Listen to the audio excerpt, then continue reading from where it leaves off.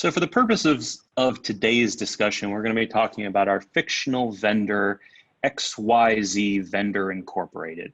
And so this is a vendor record within ServiceNow's VRM solution. We have some high-level information about our vendor, including what industry they're in, what type of vendor they are, who from our organization owns the relationship with this vendor, who's the vendor manager. And on the right-hand side is where we start to get into some of the status relating to the vendor, including a risk rating, rank tier, so we can say whether this is a strategic partner, a tactical supplier, whether they've been blacklisted, as well as that vendor tier, which we've discussed a little bit earlier. So, for a vendor we already have, we're going to want to understand the risk posed by the current situation. And to do that, we're going to send them a supplemental risk assessment for COVID-19. And when we do, they'll get a notification letting them know that they can come to our vendor portal to take this assessment.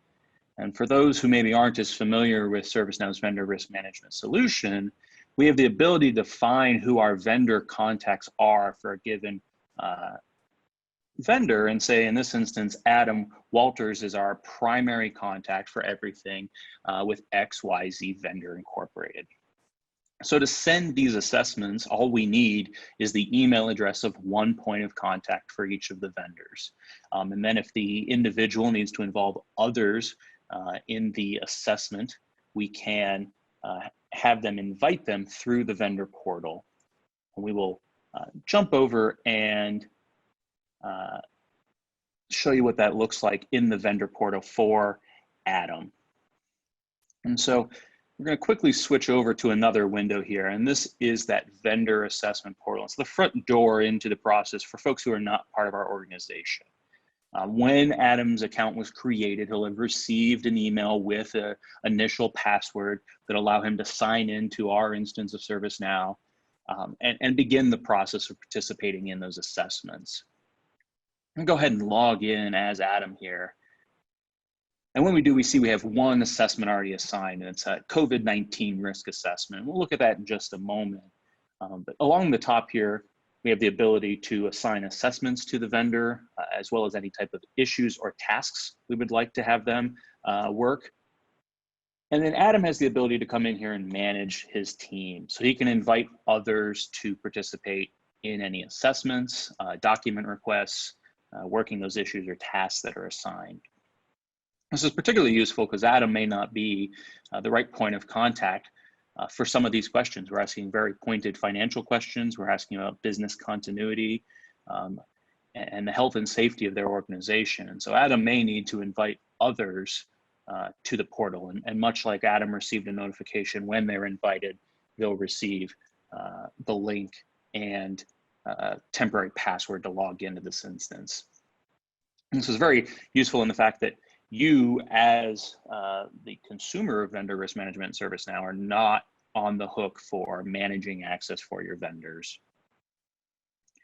If we go back and look at our assessment, we see here that there's only one request for this particular assessment, but we can have more than one questionnaire, maybe some document requests. And we can see here that we've not answered any of the 14 questions. Looking here, we have three separate sections along the left-hand side, and the first happens to do with that financial viability.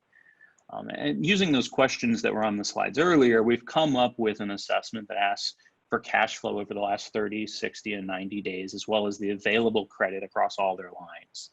The idea is that we want to see how they're trending over the last 90 days in terms of their cash flow and how sustainable their business is in the current crises. We're also asking them to provide their current debt rating if they are a publicly traded company who has that available. We've also given them the ability to do not applicable. In terms of the business continuity sections, where we start to get into a little more of the deep dive. And so we asked what their current operational status, and we've given them a number of options here. If we were to say maybe that we have regional operational distributions or enterprise-wide operational distributions, We have a follow-on question that asks the extent of these disruptions. We have the ability to do these follow-on questions, allowing us to dig deep on the areas and topics we care most about when it comes to this business continuity section, and really trying to understand the operational risk posed by this vendor. Much like the operational status, these SLA questions around delivery delays, if they say there's a delivery day, we have a series of follow-on questions, including that average delivery delay and which products, components, or services are impacted by these delays. We want to know if they have a business continuity plan, and if they do, when was this last tested? Are they prepared to enact this business continuity plan if necessary? Are they currently operating under their business continuity plan? That could really tell us whether they're in a sound operational state or not. And if they did, when did they activate it?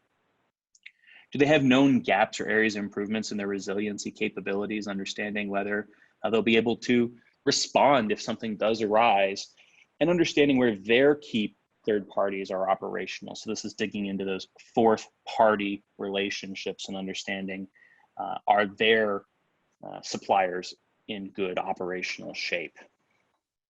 And the last section digs into COVID-19, specifically around some of those scenario-specific questions. We want to know whether they've had to furlough any of their employees or close any of their facilities.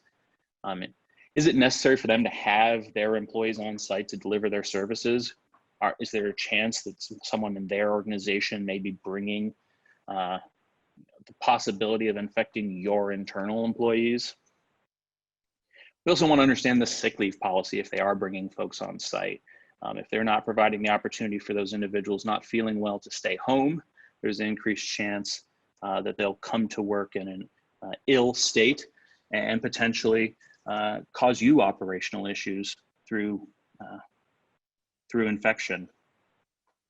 And lastly, want to understand, do they have any formal requirements related to safety for their workforce health, specifically to COVID-19? So if they are requiring folks to be on site, are they providing them masks and gloves? Are they doing health checks periodically to make sure folks are in tip-top shape before interacting with customers? And lastly, have any of their employees tested positive or suspected of contracting COVID-19? Again, trying to understand their delivery capabilities. And so through all these questions, we can build a scoring model that allows us to determine what our risk of bankruptcy is, what the risk of relating to operational needs is, and what the delivery risk is for a given vendor.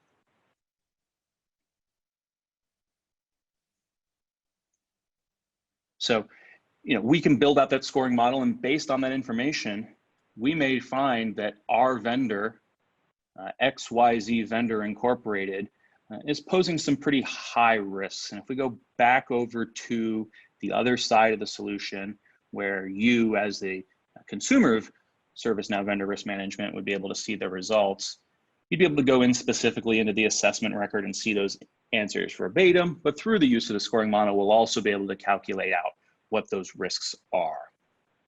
And so we can see in this instance that this vendor is rated at a high risk in all three areas. And maybe now we need to enact the issues management process on our end. We need to figure out whether we need to get some redundancy for this vendor. Do we need to consider scrapping the vendor altogether and bringing on a new vendor? Additionally, we can use dashboards to help us, reports and dashboards to help us understand where the risk lies. So this is an example of a dashboard that we would put together for COVID-19 response. And so along the top, we have 3 boxes. And these boxes are telling us our critical vendors, those tiers that are critical, who have a high bankruptcy risk, that have a high operational risk, and have a high delivery risk. And in any 3 of these boxes, we can click in and see the underlying data. So we can say, show me that one vendor with the high delivery risk, and we'll see it's our XYZ Vendor Incorporated. Similarly, down below, we've provided the little half donuts that show the distribution for the different risk ratings. Again, you can click into any one of these wedges to see the underlying data, but we can also use these as filters for our reports down below. We've provided the ability to see those different risk factors for each of your tiers. So we're looking specifically at bankruptcy risk in this instance. And we can see that for our critical tier 1 vendors, the distribution of high, medium, and low risk.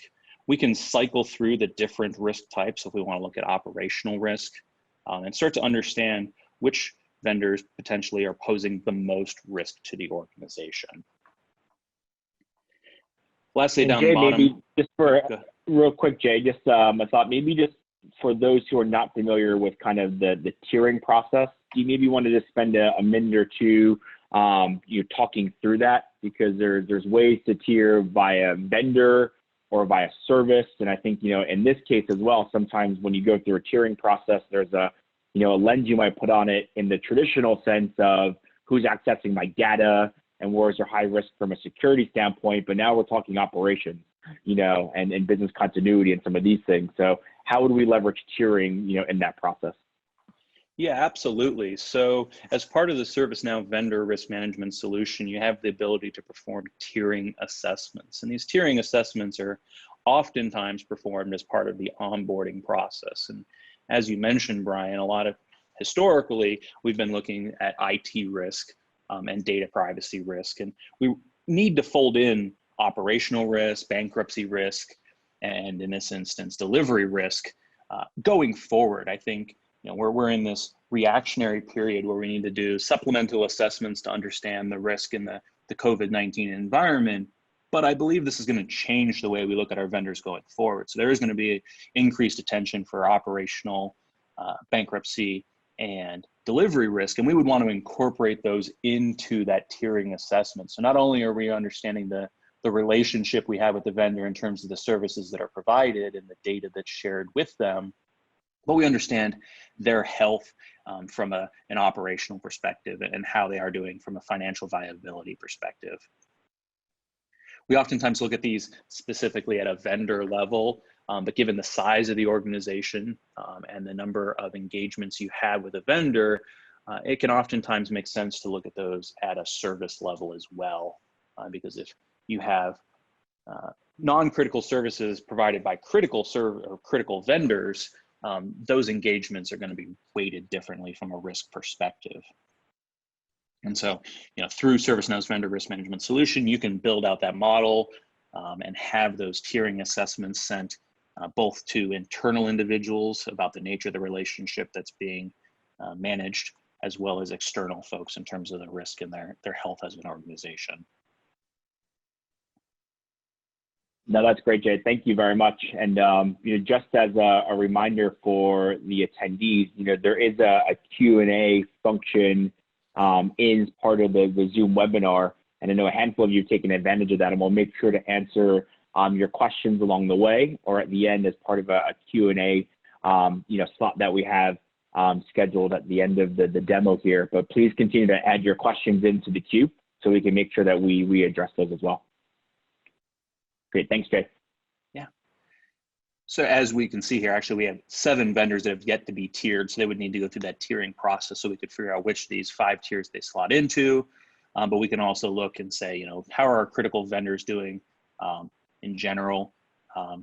These are all random values, so please don't read into anything too much there. But we have the ability to also do some filtering here on the right using ServiceNow's performance analytics. So if we want to look specifically at just our critical vendors, all of these dashboards can update. Maybe we also want to look at our high vendors. And so we can pull together pretty quickly very targeted reports that can be downloaded. You can actually get the images of these reports right out of ServiceNow. So if you need to send them to someone within the organization, we also have the ability to say, show me my strategic partners as well. So you can really build very focused reporting to understand how the organization is doing in terms of the health and safety of their vendors.